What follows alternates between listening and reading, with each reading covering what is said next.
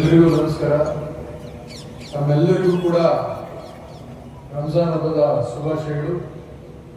ವಿಶೇಷವಾಗಿ ಕಳೆದ 30 ದಿವಸಗಳಿಂದ ಬಹಳ ಕಠಿಣವಾದಂತಹ ಉಪವಾಸವನ್ನ ಆಚರಿಸಿಕೊಂಡು ಪ್ರತಿನಿತ್ಯ ಅಲ್ಲಾಹನಲ್ಲಿ ಪ್ರಾರ್ಥನೆ ಮಾಡಿ ಎಲ್ಲರಿಗೂ ಒಳ್ಳೇದು ಮಾಡಬೇಕು,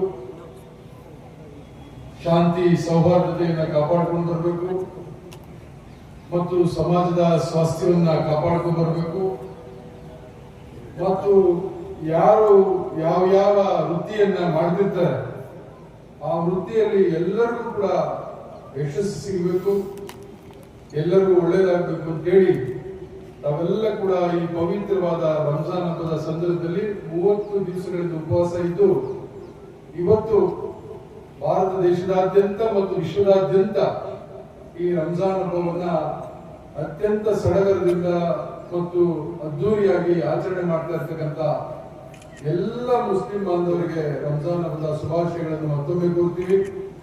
ನಿಮಗೂ ಮತ್ತು ನಿಮ್ಮ ಕುಟುಂಬದವರಿಗೂ, ನಿಮ್ಮ ಮನೆಯಲ್ಲಿರ್ತಕ್ಕಂಥ ಎಲ್ಲರಿಗೂ ಕೂಡ ರಂಜಾನ್ ಹಬ್ಬದ ಶುಭಾಶಯಗಳನ್ನು ಕೋರ್ತಾ ಅಲ್ಲಾಹನಲ್ಲಿ ಪ್ರಾರ್ಥನೆ ಮಾಡೋದೇನೆಂದ್ರೆ, ಇಷ್ಟೊತ್ತು ನಮ್ಮ ಹಜರತ್ ಅವರು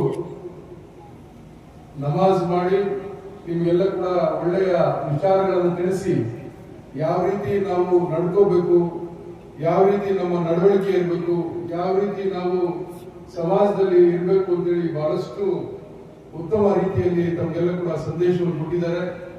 ನಾನು ಕೂಡ ಅಲ್ಲಾಹನಲ್ಲಿ ಪ್ರಾರ್ಥನೆ ಮಾಡೋದಿಷ್ಟೇ, ಒಳ್ಳೆ ಮಳೆ ಬೆಳೆ ಆಗಲಿ, ಎಲ್ಲರಿಗೂ ರೈತರಿಗೆ ಮತ್ತು ಎಲ್ಲರಿಗೂ ಒಳ್ಳೇದಾಗ್ಲಿ, ವಿಶೇಷವಾಗಿ ಮುಸ್ಲಿಂ ಸಮುದಾಯದವರು ಮಾಡ್ತಕ್ಕಂಥ ಎಲ್ಲ ವೃತ್ತಿಯರಿಗೂ ಒಳ್ಳೇದಾಗಲಿ ಅಂತೇಳಿ ಪ್ರಾರ್ಥನೆ ಮಾಡ್ತಾ ನಾನು ನನ್ನ ಮಾತು ಮುಗಿಸ್ತೇನೆ. ನಮಸ್ಕಾರ.